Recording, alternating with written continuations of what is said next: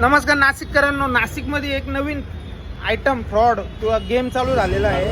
हे हा व्हिडिओ बघा. याच्यामध्ये बाबा हे लोक काय करतात, नाशिकमध्ये खूप वाढले. सिंहस्थ कुंभमेळा येणार आहे, साधू संत लोक येणार आहे, पण हे जे भगव्या कपड्यात फिरणारे नाही, साधू संत विंत काही नाही.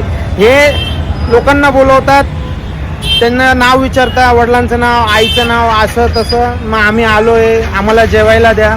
बरं, एखाद्या साधू संतांना जेवू बिवू घातलं ते ठीक आहे, पुण्याची गोष्ट आहे, पण जेवणाबरोबर यांना पैसे पण पाहिजे असतात. आणि आपण ज्यावेळेस त्यांना ऑफर करतो की ठीक आहे तुम्हाला जेवू घालतो किंवा जेवायची व्यवस्था करतो, त्यावेळेस त्यांना जेवणापेक्षा पैशात जास्त इंटरेस्ट असतो. आणि त्या पैशाचा उपयोग ते काय करतील, चांगल्या गोष्टीला करता, वाईट गोष्टीला करतायत, याचा काहीही नेम नाही. त्यामुळं अशा लोकांपासून, या बाहेरून उत्तर प्रदेशमधून, बिहारमधून येणाऱ्या सो कॉल्ड नकली साधू लोकांपासून नाशिककरांना सावध राहा. येत्या काही काळामध्ये महाराष्ट्रातील नाशिक शहरामध्ये जो कुंभमेळा होणार आहे तो खूप भव्य दिव्य होणार आहे, पण त्याआधी काही साईड इफेक्ट्स अशा प्रकारे येत आहेत. तर कृपया नाशिककरांनी यांच्यापासून सावध राहा, काळजी घ्या.